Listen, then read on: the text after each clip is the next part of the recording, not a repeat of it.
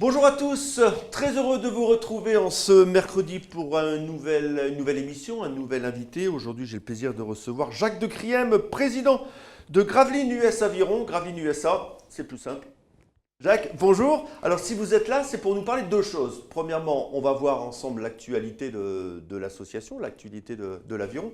Également pour voir le positionnement du club à l'horizon de Paris 2024, parce que je ne vous apprends rien que Paris va accueillir les Jeux Olympiques et savoir si justement on pourra bénéficier de ces Olympiades. Alors on va commencer, Jacques, par l'actualité du club.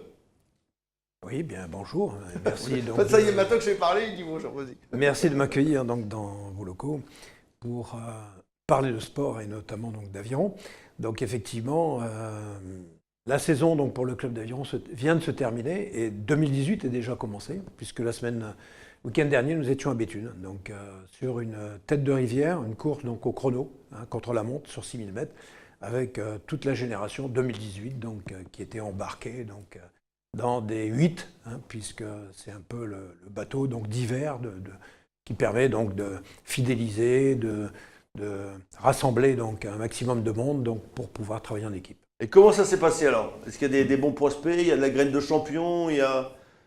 Alors, au club de Gravelines, effectivement, il y a les anciens qui ont fait du haut niveau et le petit minot qui arrive. Et entre deux, donc, on trouve tous les rameurs, on va dire, garçons ou filles, donc de niveaux différents. Et ce qui est formidable, donc, je pense, dans notre club, c'est qu'aujourd'hui, la culture, c'est je rame avec tout le monde. Et donc, on peut constituer des bateaux avec un ancien de l'équipe de France et puis des jeunes qui ont envie, donc, qui soient cadets ou juniors. Voilà. Alors, mixité dans tous les sens du terme. Garçons, filles, certes, ça c'est devenu presque aujourd'hui normal puisque parité l'oblige, mais surtout mixité donc dans les catégories d'âge. Et ça, c'est un gros progrès. D'accord. Donc, alors, les résultats sont bons, on peut dire ça? 2017 est une bonne année, aurait pu être une très très bonne année, mais ça sera une bonne année, effectivement, avec une place probablement soit en fin de première ou en début de deuxième, donc qui aurait pu être bien meilleure. Bien meilleur pourquoi alors? Parce qu'on n'est pas allé... de travail ou alors les athlètes sont un peu plus dilettantes qu'avant, on a moins dur au mal? Alors, le problème, c'est qu'effectivement, je vais essayer de répondre le plus directement possible à la question. Il y a un peu de tout ce que tu viens de dire. À savoir que le niveau, donc, d'une manière générale, monte d'année en année. Il faut donc avoir des athlètes performants, donc de haut niveau. Et dans toutes les catégories, si on veut aller chercher du résultat, il faut beaucoup donc d'engagement et beaucoup d'entraînement. Donc, on est passé tout près de plusieurs titres. On n'est pas allé chercher celui en toute catégorie à Bourges, on est médaille d'argent. On n'est pas allé chercher celui donc en U23, en 4 avec les garçons, on est médaille de bronze.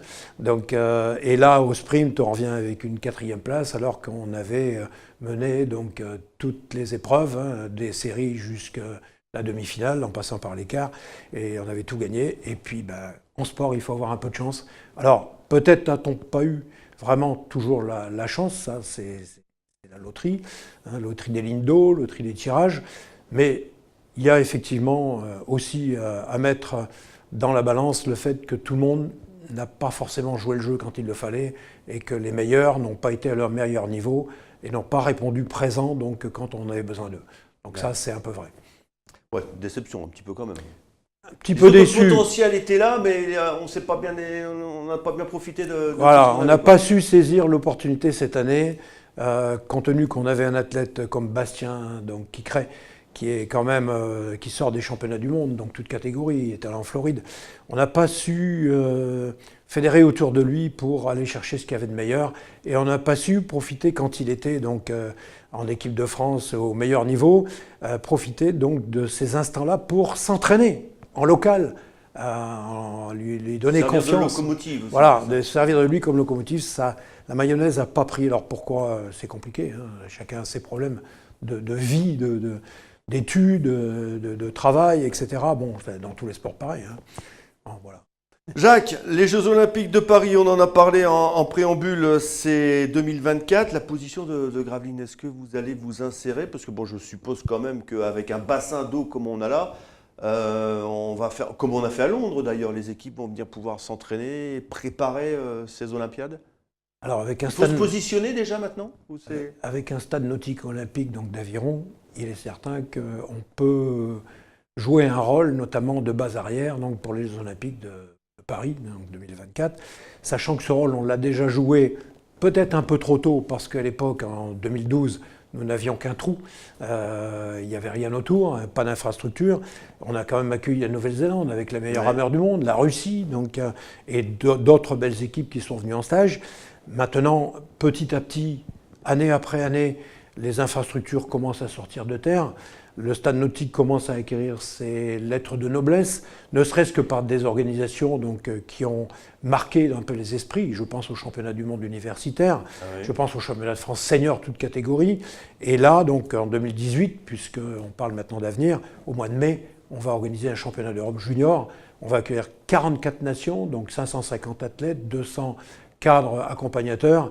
Donc je pense qu'effectivement, avec des événements de ce niveau, nous avons quand même une belle carte à jouer donc, comme base arrière. Qu'est-ce qu'on peut encore rajouter à ce parc pour devenir justement la référence, pas dire régionale, parce qu'on l'est déjà, mais au niveau des bassins néerlandais, des bassins belges, qu'est-ce qui manque encore? Alors je pense qu'aujourd'hui, la notoriété donc, du stade nautique est en cours, on va dire, elle monte d'année en année, puisque le stade nautique donc, commence à se faire connaître, ne serait-ce que par les régates qui s'y déroulent tous les ans, et les nations étrangères donc, qui y viennent, et les grandes manifestations nationales et internationales.